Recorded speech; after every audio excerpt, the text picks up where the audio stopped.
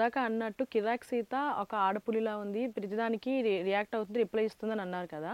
కానీ ఈ వారం ఎలిమినేషన్లో కిరాక్ సీత పేరు ఎక్కువగా వినబడుతుంది. మరి ఎవరు ఎలిమినేట్ అయ్యే ఛాన్సెస్ ఉందంటారు? సీత ఎలిమినేట్ అయిపోతే ఇంకా బిగ్ బాస్ అంత అంత మంచిగా గేమ్ ఆడి కూడా బయటకు వచ్చేసింది అవుతుంది. అవును. ఎందుకంటే టాస్క్ బాగా ఆడింది, తనకి ఇచ్చిన రేషన్ టాస్క్ గెలిచింది. అవును. అలాగే నామినేషన్స్లో అయితే ఎక్సలెంట్ డిఫెన్స్, డౌట్ లేదు. అటు సైడ్ ప్రేరణ పడింది, ఇటు సైడ్ సోనియా పడింది, వీళ్ళిద్దరిని డిపెండ్ చేసుకుంది. ఇంకా వేరే వాళ్ళు మాట్లాడుతున్న మాటలు ఖండించింది. నాగార్జున ముందు హ్యాండ్ రైజ్ చేసి చాలా స్పష్టంగా తన క్లారిటీగా చెప్పింది ప్రతిదీ కూడా. అవును. సో అంత క్లారిటీ క్రిస్ప్గా చెప్పేవాళ్ళు చాలా తక్కువ ఉన్నారు హౌస్లో. మేబీ సీతని ఎలిమినేట్ చేయరని నేను అనుకుంటున్నా. సో మ్యాక్సిమం అంటే ఓటింగ్ లీస్ట్లో అయితే తనే ఉంది. సో నేను కలెక్ట్ చేసిన రిపోర్టు అది కూడా ఆల్మోస్ట్ రివ్యూలో చెప్పేసాను నేను. సీతే బాటంలో ఉంది, సీత పైన శేఖర్ భాష ఉన్నాడు. సో వీళ్ళిద్దరిలో ఒకళ్ళు ఎలిమినేట్ అయ్యే ఛాన్స్ ఉంది.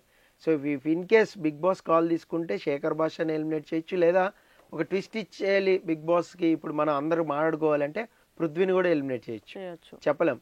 ఎందుకంటే పృథ్వీ ఎలిమినేట్ అయిపోయారండి ఒక్కసారిగా సోషల్ మీడియా అంతా ఇది దారుణం, అన్యాయం, ఖండించాలి అంటారు. అదే సీత అయితే అనరు, లిస్ట్లో ఉందిగా వెళ్ళిపోయిందిలే అని. పృథ్వీ అంటే అసలు గేమ్ ఎక్కడ ఆడాడు, మీకు లాజిక్స్ వర్కౌట్ చేయలే, తెలుగే రావట్లే సరిగా, తెలుగు అర్థం చేసుకోలేకపోతుండు, నామినేషన్ చెప్పిన పాయింట్లు కూడా చక్కగా లేవు.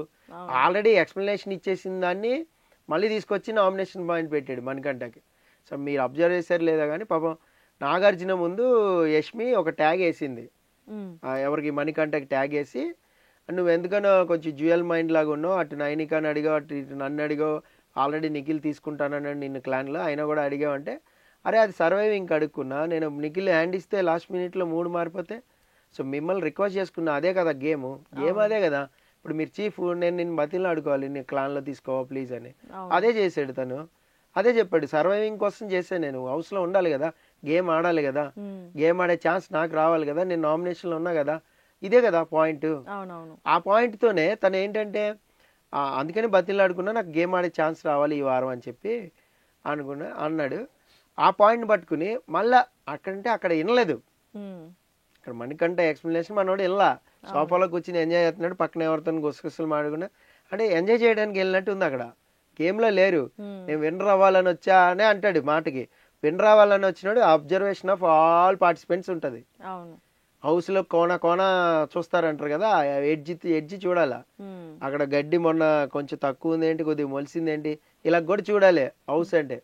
అంటే విన్నర్కి ఉండే క్వాలిటీ చెప్తున్నాను, అంత అబ్జర్వేషన్ ఉంటే గానీ ముందుకెళ్ళారు గేమ్లో.